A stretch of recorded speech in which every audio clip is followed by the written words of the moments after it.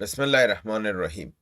قدرمندو لیدونکو او اوریدونکو او ګرانو هیوادوالو سلامونه احترامات مې ومنئ. نن اول د جولای کال 2026 چې د چهارشنبې ورځ سره سمون خوري ستاسو په خدمت کې حاضر یم. د نن ورځې په مهمو موضوعاتو کې د افغانستان او د پاکستان ترمنځ کړکېچ او د افغانستان د خوانه پاکستان ته د پرون د برید ځواب او د هغه په مقابل کې د پاکستان د خوانه د نورو بریدونو ګواښ او په دې موضوع باندې به خبرې کوو. دا به تفصیلي دغه کو. په قطر کې د پاکستان، ایران او د امریکې د قطر په وساطت سره هلته راټولېدل، خو ناسته سره نه ده شوې. په دې باندې خبرې کوو. همدارنګې د امریکا په لیبیا کې د هغه قطب سره چې مخالفو د هغه سره لیدنه کړې ده. د لبنان کې د تړون متعلق او د اسرائیل د بریدونو متعلق د هغې نظام خپل په منځ کې خبرې، د چین د خارجه وزیر او د عربستان سعودي وزارت خارجه ترمنځ خبرې، او همدارنګې ځینې واړه نور موضوعات دي چې ستاسو حضور ته وړاندې کوم. خو اول به د خپل د ملک نه، خپل د ګران هېواد افغانستان نه به شروع کړو. څرنګه چې اوله ورځ پاکستان زمونږ په پکتیا، پکتیکا او په کونړ باندې برید وکړ او مظلوم خلک یې ووژل، بېګناه خلک یې ووژل، نه اډه شته، نه هلته ترهګر شته، نه کوم داسې کوم مرکز شته.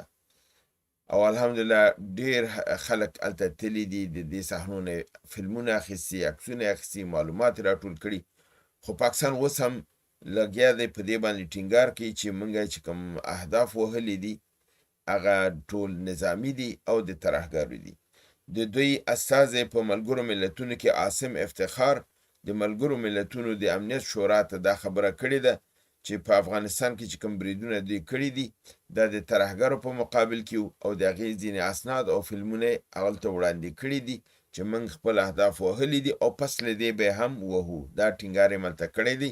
چې موږ په دې بسنه نه کوو. سره د دې چې ملګرو ملتونو سرمنشي ګوتریش او د اروپایي ټولنې مشر دا مسله دغه کړې ده، غندلې ده او ویلي دي چې پاکستان باید داسې اعمال ترسره نه کړي او ملکي وګړي باندې برید لاندې رانولي. خوشبختانه خبر دا دی چې افغانستان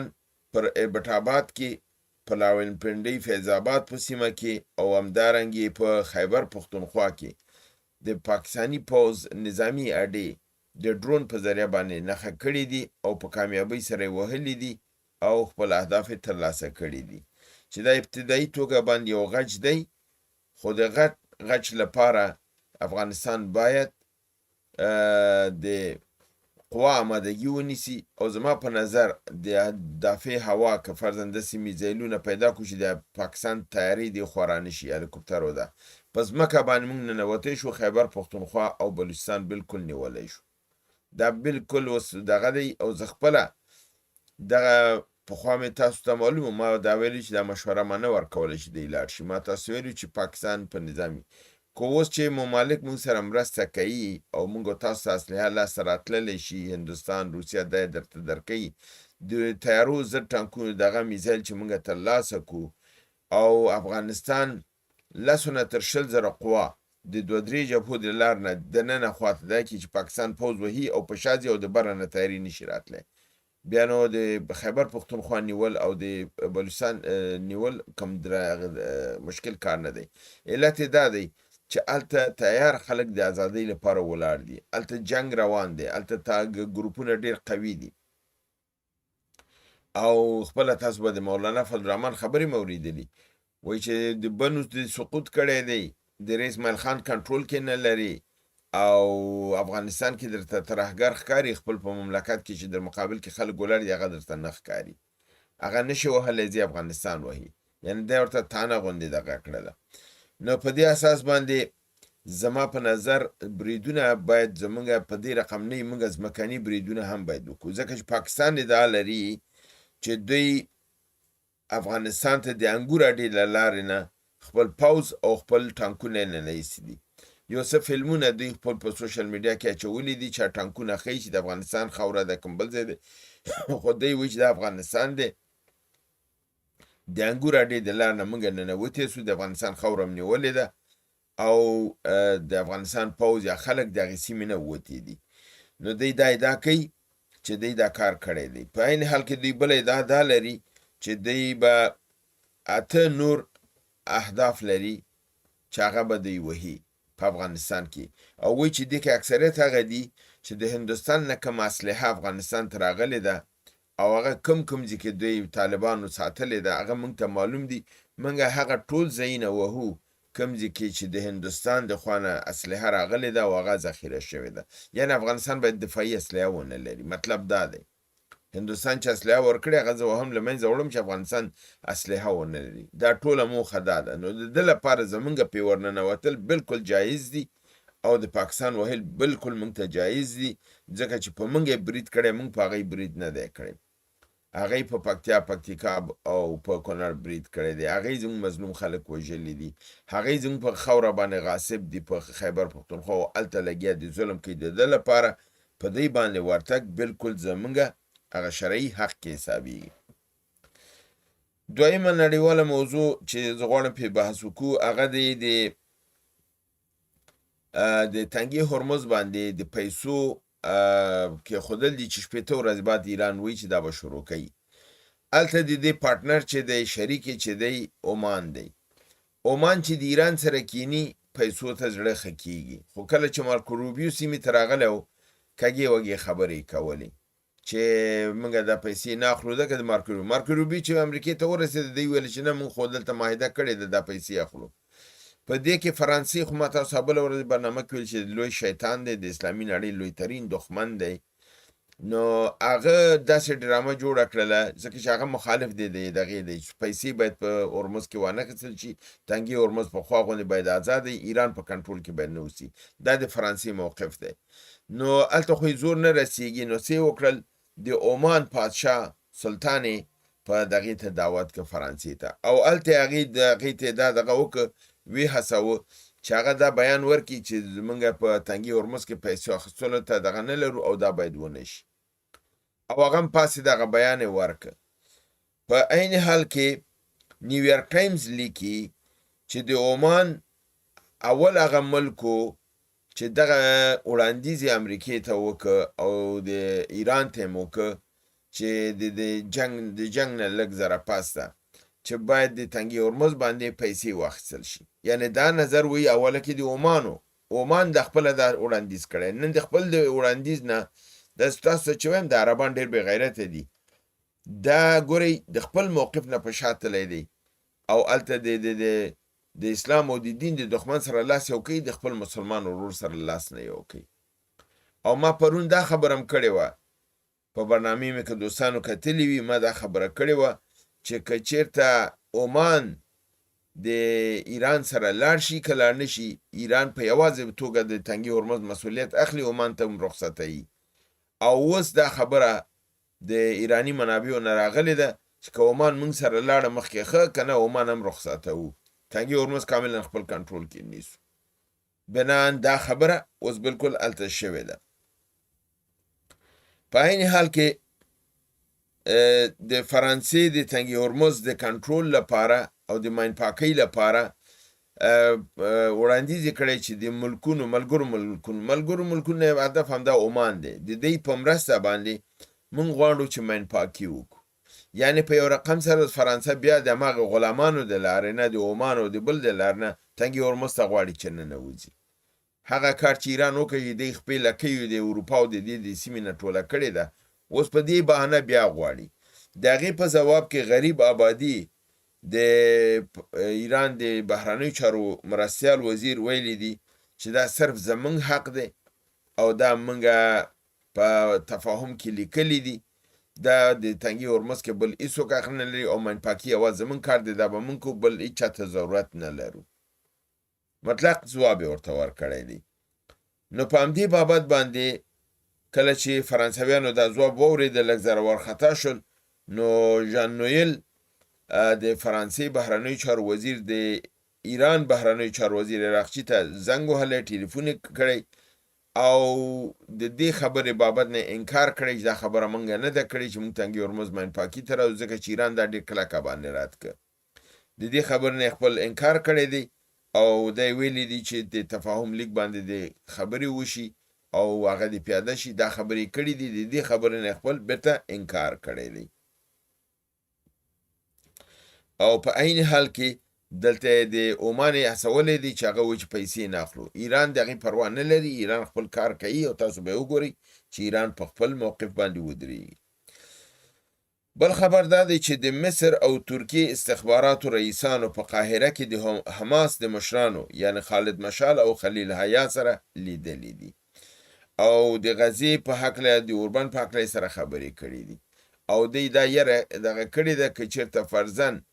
دغه موضوع کنټرول نشي نو کېدای شي چې انصار الاسلام فکر کوم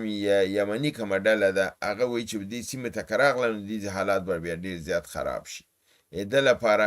باید اسرائیل د لبنان نه هم ووځي او د غزې نه هم ووځي او دا سیمه د خپل خلکو په کنټرول کې چې بل ګروپ را نشي چې هم د سیمې ته مشکل جوړي او هم اسرائیل به بیا پوز ته ورسیږي. نو خبره دا ده چې د اسرائیل ته دی دا وایي چې یعنې ته که دلته پاتې شي بله ډله راځي نو د دې نه ښه دی چې ته د مخ پیس پکې که او موږ ته هم دا ځای پرېږده چې بل ډله ته دلته چانس پیدا نشي. همدارنګې په قطر کې د امریکا استازو ویټکاف کوشنر را رسیدلی دي او هلته د قطر د صدر اعظم او بهرنیو چارو وزیر یعنی عبدالرحمن الثانی سره لیدلی دي او د ایران د هیئت سره د لیدلو امکانات نشته دی ځکه چې عباس عراقچي او قالیباف قطر ته لاړ نړل. خپل په عوض باندې د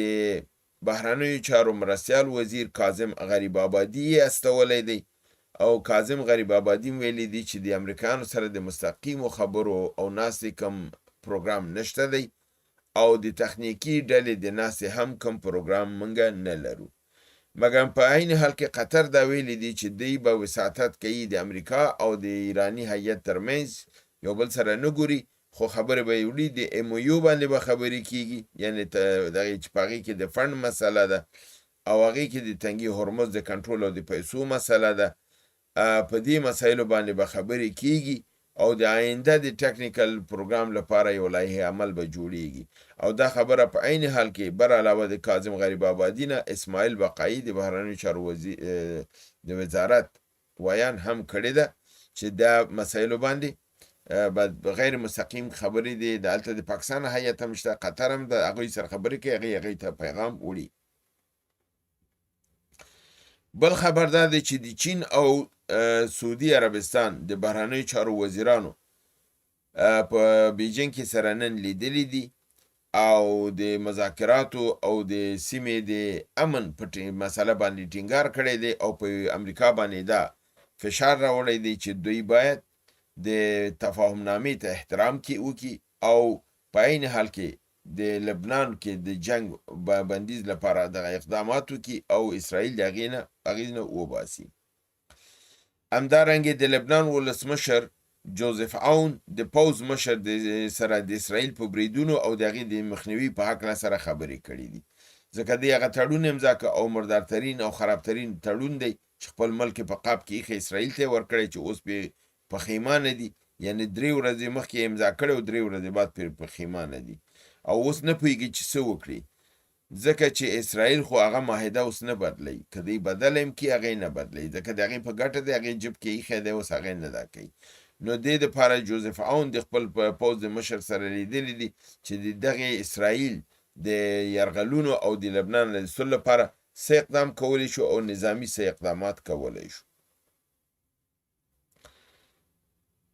همدارنګه په لیبیا کې تاسو معلومه ده چې تریپولی کې کوم حکومت چې دی هغه نړۍ یعنی اروپا او امریکا او دوی په رسمیت پیژندلی دی او هغه د بل غاړه چې بل حکومت دی هغه د جنرال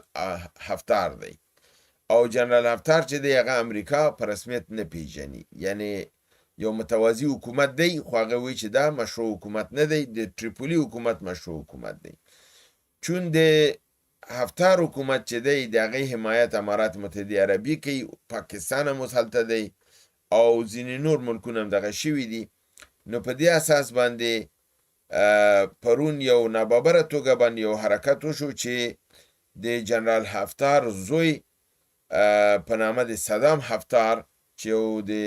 د لیبیا د ملي اردو یعنی د هغې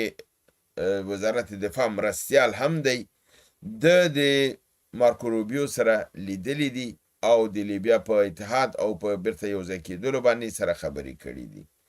چې هغه حکومت چې تریپولي کې دی اوس هغه لږ زره ورخطا شوی دی، ځکه چې د تریپولي د حکومت چې کوم مشر دی ولسمشر دی د لیبیا چې هغه دنیا پر رسمي د هغه زوی راغلی دی، هغه هم د حفتار د دغې صدام سره لاس یو کړی دی او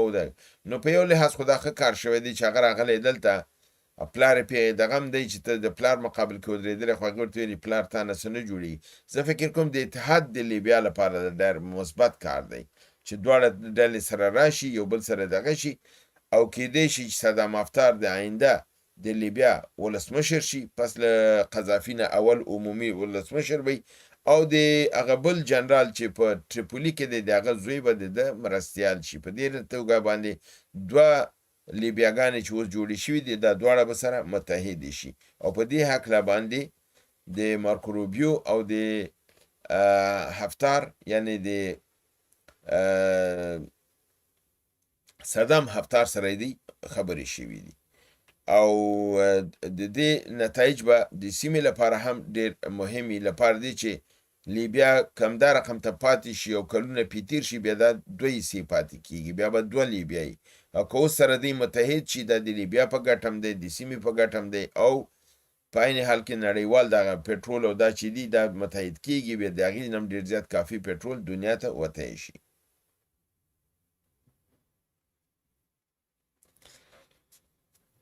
دا اوس زما د نن ورځې خبرونه چې ستاسو حضور ته مې وړاندې کړه هیله ده برنامه وګورئ، خوا کې دوستان سره شریکه کړئ، تر بل برنامې چې بیا ستاسو حضور ته حاضرېږم تاسو په لوی پروردګار د عالمیانو سپارم وما علینا الا البلاغ.